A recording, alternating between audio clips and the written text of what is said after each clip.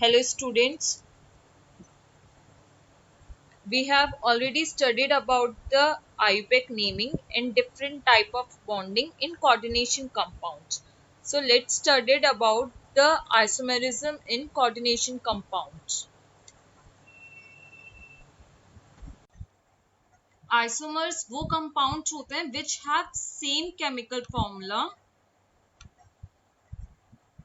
but different arrangement होता है उसके अंदर atoms का. These are known as isomers. हमने आइसोमर्स पहले भी पढ़ रखे हैं ऑर्गेनिक कंपाउंड्स के अंदर. अब हमें आइसोमर्स किसके पढ़ने हैं? कोऑर्डिनेशन कंपाउंड्स में पढ़ने हैं. सो बेसिकली आइसोमर्स में क्या देखने के लिए मिलता है? आइसोमर्स के अंदर डिफरेंट अरेंजमेंट है एटम्स का, ड्यू टू विच वो शो करते हैं फिजिकल और केमिकल प्रॉपर्टीज के अंदर चेंजेस. और अब आइसोमर्स को फर्दर डिवाइड कर दिया गया है. First one is stereo isomers and second one is structure isomers. ठीक है, अब स्टीरियो आइसोमर्स का मतलब क्या है? स्टीरियो वर्ड का मतलब होता है स्पेस.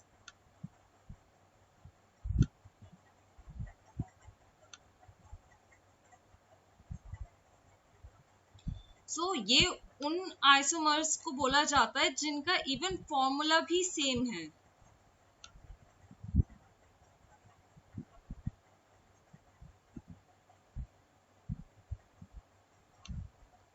फॉर्मूला सेम है बट एटम्स कुछ इस तरीके से अरेंज डिफरेंटली हुए हैं. जैसे हमारा हैंड है, तो हमारा हैंड एक साइड से अगर हम अपने दोनों हैंड्स को देख रहे हैं तो वो अलग ही दिखाई देते हैं, बिल्कुल सेम नहीं है. ठीक है, तो उसी तरीके से उन्हें ही बोला जाता है स्टीरियो आइसोमर्स, जिन जो ज्योमेट्रिकली डिफरेंस हो सकते हैं या फिर ऑप्टिकली डिफरेंस हो सकते हैं. तो ये आइसोमर्स हमें प्रैक्टिकली पता चल पाते हैं कि आइसोमर्स में ये कोई भी कंपाउंड एग्जिस्ट कर रहा है.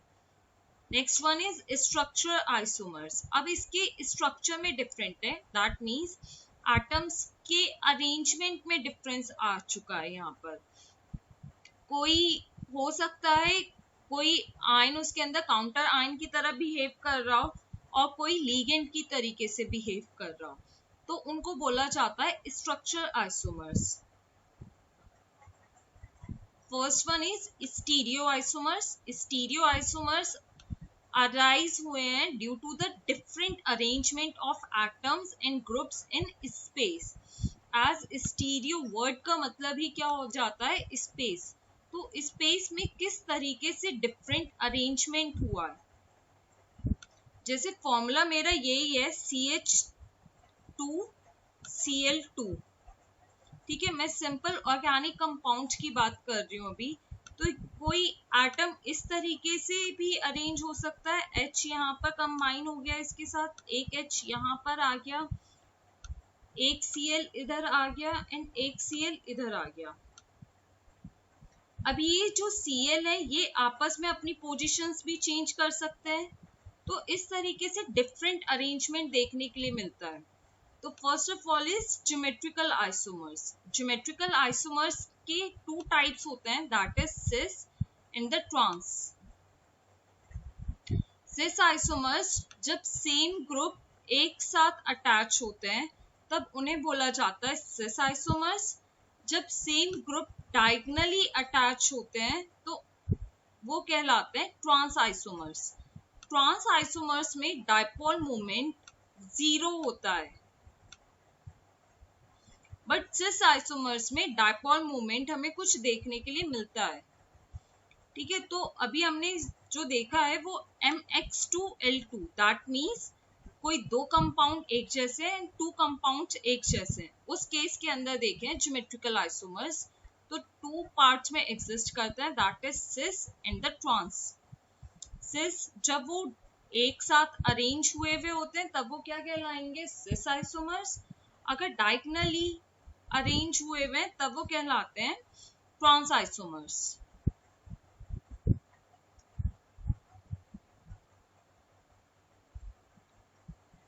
अब ये था, ये ओवरऑल यहाँ पर हमारे पास कितने लीगेंड्स आ गए हैं? अगर हम काउंट कर रहे हैं 4 लिगेंड्स आ गए हैं।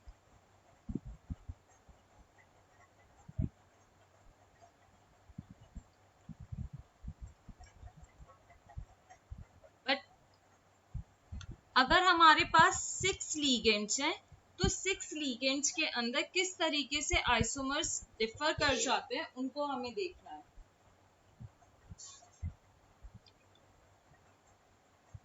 ओके, जब भी हम ऑक्टाहेड्रल अरेंजमेंट बनाते हैं तो ऑक्टाहेड्रल अरेंजमेंट में ये जो स्क्वायर प्लेनर होता है, ये चारों ही पोजीशन एक जैसी होती हैं। ओके, यहाँ पर चारों ही पोजीशन पर 90 डिग्री का एंगल बनता है, तो ये चारों ही पोजीशंस एक जैसी होती हैं। लाइक एक कॉपी है, कॉपी के ऊपर एक पेन मैंने ऊपर की तरफ रख दिया, एक पेन नीचे की तरफ रख दिया, तो ये इस तरीके का अरेंजमेंट शो करता है ऑक्टाहेड्रल स्ट्रक्चर। तो यहाँ ये जो NH3 और NH3 जब एक साथ अरेंज हुए हुए होते हैं तब ये क्या कहलाएंगे, सिस आइसोमर्स। जब ये बिल्कुल एक दूसरे के पास पास हैं। जब क्लोरीन क्लोरीन अभी यहाँ पर एक साथ थे, अब ये जो क्लोरीन है एक दूसरे के डायगनली में अरेंज हो गए हैं, तो ये क्या बन जाएंगे, ट्रांस आइसोमर्स। इसके अंदर हमें मेन किसको देखना होगा, जो डिफरेंट है। NH3 4 एक जैसे है एंड Cl 2 एक जैसे है, तो यहाँ पर हमने किसको प्रेफरेंस दी है, Cl को करा है। तो Cl, ये Cl जब अपोजिट डायरेक्शन में आ जाएंगे एक दूसरे के, तो वो कौन सी पोजीशन बन जाते हैं, ट्रांस आइसोमर्स कहलाते हैं।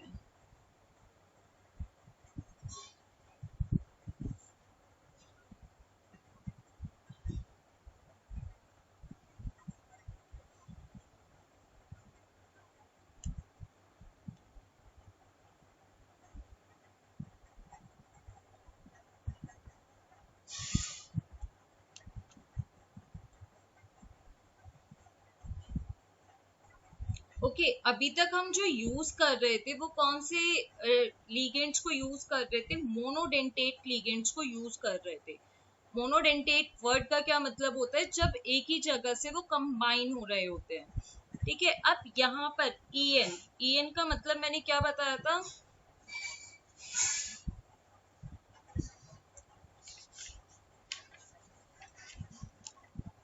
EN means ethane 1,2 diamine. तो जब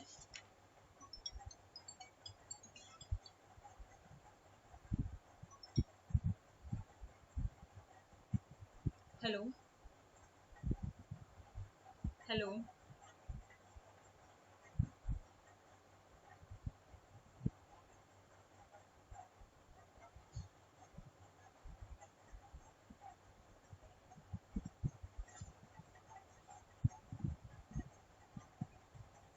ओके, EN का मतलब था इथेन 1,2 डायमाइन।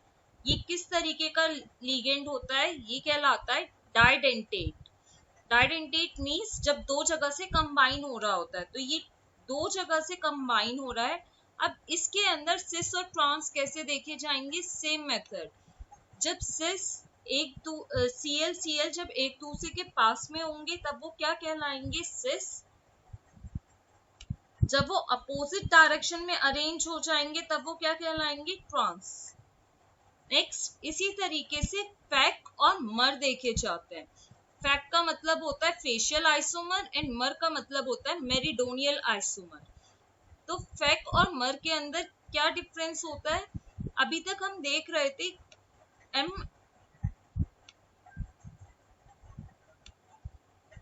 MX4L2 जिसके अंदर कोई दो लीगेंड्स एक जैसे आ रहे थे, बट यहां पर हम देखेंगे MX3L3 जिसके अंदर 3 लीगेंड्स एक जैसे होंगे। वहां पर देखा जाता है फैक एंड मर। फैक का मतलब फेशियल, मर का मतलब मेरिडोनियल। जब तीनों एक साथ अरेंज हो रहे होंगे तो वो पोजीशन कहलाती है फेक। एक के बाद एक अरेंज हुए हुए, that means this position is known as fac. अब यहाँ पर ये पोजीशन क्या कहलाएगी, मर पोजीशन कहलाएगी। इसके अंदर ये NO2 अलग अलग अरेंज हो गए हैं, यहाँ बीच में NH3 आ गया है, इसलिए कौन सी पोजीशन बन जाएगी, मर पोजीशन।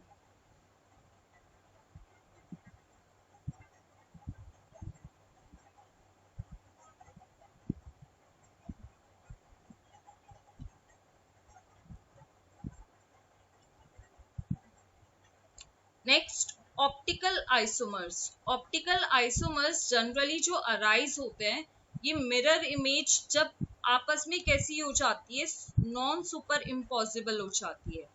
नॉन सुपर इम्पॉसिबल का मतलब क्या है कि एक दूसरे के ऊपर नहीं लाई कर पाती है। जैसे P है, P की मैंने अगर इमेज ड्रॉ करी है, मिरर इमेज, तो वो कुछ इस तरीके से देखने के लिए मिलेगी हमें। तो जब मैं इस P को दूसरे वाले P के ऊपर रखूंगी तो इमेज कुछ इस तरीके से जनरेट हो जाएगी। तो ये इमेज कैसी कहलाएगी, नॉन सुपर इम्पॉसिबल इमेज। और इनको बोला जाता है एनेंचोमर्स। या फिर वो जो मॉलिक्यूल हम यूज कर रहे हैं और आयन जो हम यूज कर रहे हैं उसको हम क्या बोल सकते हैं, कायरल कंपाउंड। ठीक है, इसके अंदर बेसिकली क्या होता है, एक पोलराइज्ड लाइट ली जाती है जो कोई भी लाइट को एक डायरेक्शन में कन्वर्ट कर देती है, लाइट के एंगल को चेंज कर देती है, उनको बोला जाता है ऑप्टिकल आइसोमर्स। अब वो एंगल को किसी भी डायरेक्शन में रोटेट कर सकती है, या तो वो उसको क्लॉकवाइज डायरेक्शन में रोटेट कर सकती है या फिर एंटी क्लॉकवाइज डायरेक्शन में रोटेट कर सकती है लाइट की डायरेक्शन को। अगर लाइट की डायरेक्शन चेंज होती है क्लॉकवाइज डायरेक्शन में तो उसको बोला जाता है dextrorotatory. Dextrorotatory word के लिए D सिंबल का यूज किया जाता है या फिर प्लस सिंबल का यूज किया जाता है। नेक्स्ट वन इज, अगर लाइट रोटेट हो रही है एंटी क्लॉकवाइज डायरेक्शन में, तब एंटी क्लॉकवाइज डायरेक्शन के लिए वर्ड यूज किया जाता है लेवोरोटेटरी। इसके लिए हम L सिंबल का यूज करते हैं या फिर माइनस को यूज करते हैं रिप्रेजेंट करने के लिए एंटी क्लॉकवाइज डायरेक्शन। सपोज ये कोई लाइट जा रही है, पहले स्ट्रेट लाइट जा रही थी, अब क्योंकि मैंने बीच में कंपाउंड रख दिया है कोई ऑप्टिकल कंपाउंड, ऑप्टिकल कंपाउंड वो तब कहलाएगा जब वो लाइट की डायरेक्शन को चेंज कर देगा। तो लाइट इस तरीके से सीधी ना जाकर अब थोड़ी सी डेविएट हो गई है अपने पाथ से, तो वो जो चेंज हुआ है, अब ये कौन सी डायरेक्शन में चेंज हुआ है, एंटी क्लॉकवाइज डायरेक्शन में चेंज हुआ है, तो इसको बोला जाता है लेवोरोटेटरी। अब कोई अगर इसको क्लॉकवाइज डायरेक्शन में चेंज कर देगा तो वो कंपाउंड कहलाएगा डेक्स्ट्रोरोटेटरी। ये एक्सपेरिमेंट के ऊपर बेस्ड होता है। ठीक है, हम सिंपल कंपाउंड को देखकर नहीं बता सकते हैं कि कोई कंपाउंड डेक्स्ट्रोरोटेटरी होगा या फिर लीवोरोटेटरी होगा। अब यहाँ पर COEN3+ के लिए बनाकर दिखा रखा है किस तरीके से इसकी मिरर इमेज बन जाएगी। तो ये डेक्स्ट्रो था, इसकी मिरर इमेज कौन सी हो जाएगी, लीवो हो जाती है। एनेंशियोमर की यही स्पेशलिटीज होती है कि अगर एक इमेज डेक्स्ट्रो होती है तो सेकेंड वाली जो इमेज होगी वो कंफर्मली लीवो ही होगी। सेम हेयर, यहाँ PTCl2En2 पॉजिटिव का दिखा रखा है, ये डेक्स्ट्रो रोटेशन थी, इसकी जो इमेज बनाई है वो लीवो इमेज बन जाएगी।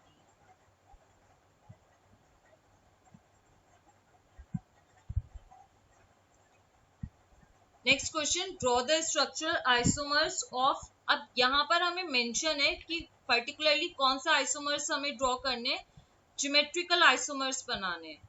तो पहले कंपाउंड को एक बार सिस पोजीशन में हम बना देंगे, CN को जब हम एक साथ रिप्रेजेंट कर देंगे तो वो कौन सी पोजीशन बन जाएगी, सिस पोजीशन। अब जब ये CN एक दूसरे के अपोजिट डायरेक्शन में आ जाएंगे तो वह कौन सी पोजीशन बन जाएगी, ट्रांस पोजीशन।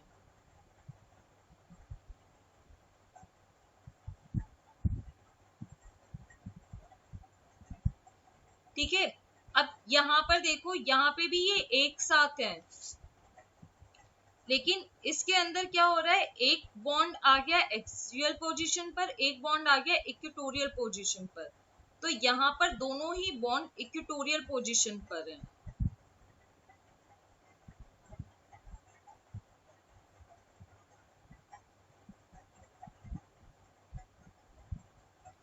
नेक्स्ट, इनमें से आइडेंटिटी बतानी है कौन से कंपाउंड्स कायरली एक्टिव होंगे, ऑप्टिकली एक्टिव है।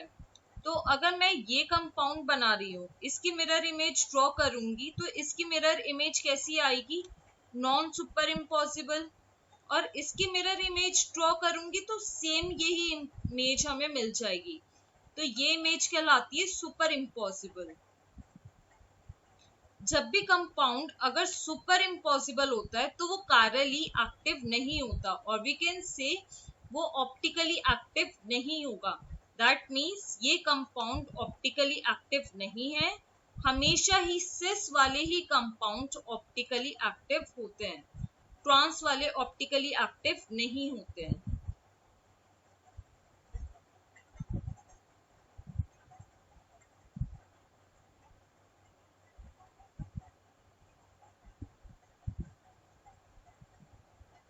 Next,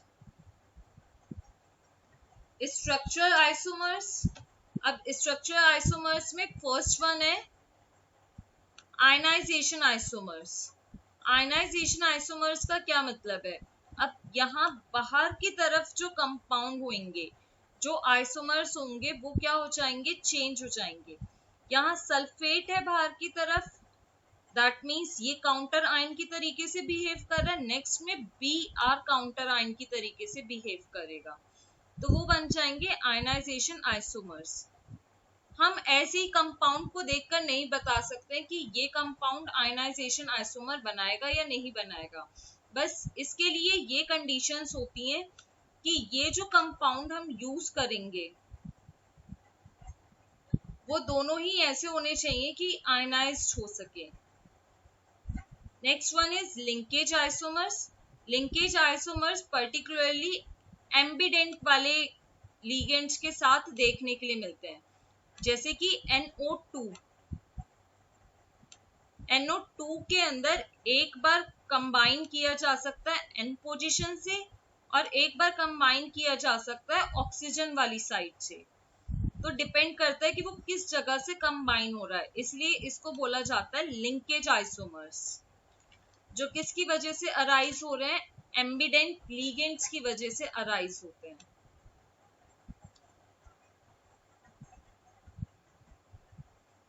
next is coordination isomers. Coordination isomers particularly जब हमारे पास एक कैटायन हो, एक एनाइन हो, उन कॉम्प्लेक्सेस के अंदर देखने के लिए मिलता है। इसके अंदर जब कैटायन और एनाइन अपने लिगेंड्स चेंज कर लेते हैं तब वो कहलाते हैं coordination isomers.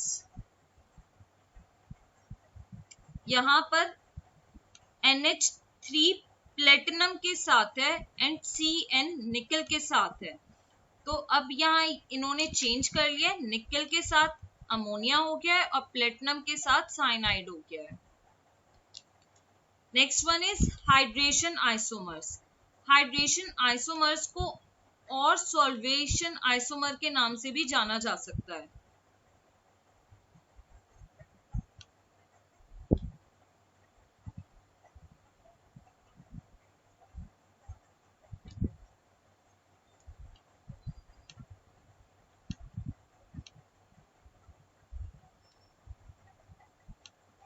Okay, hydration isomer का मतलब क्या है, सॉल्वेशन आइसोमर्स।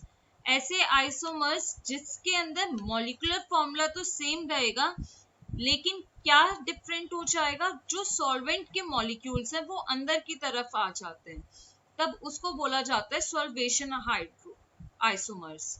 अगर हम पर्टिकुलरली वाटर का यूज कर रहे हैं तब वो आइसोमर्स कहलाते हैं हाइड्रेशन आइसोमर्स। जैसे यहाँ CrH2 5Cl कंपाउंड हमारा सिर्फ इतना सा था, अब इसके अंदर H2O किसकी तरीके से एक्ट कर रहा है, एज अ सॉल्वेशन और वी कैन से सॉल्वेट की तरीके से एक्ट कर रहा है। तो यहाँ पर सॉल्वेंट चेंज हो गया, ये पानी के मॉलिक्यूल और बाहर की तरफ आ गए हैं और एक की Cl अंदर की तरफ चला गया है यहाँ से, तो ये कहलाते हैं hydration isomers. This is your homework, keep studying and stay safe. Thank you.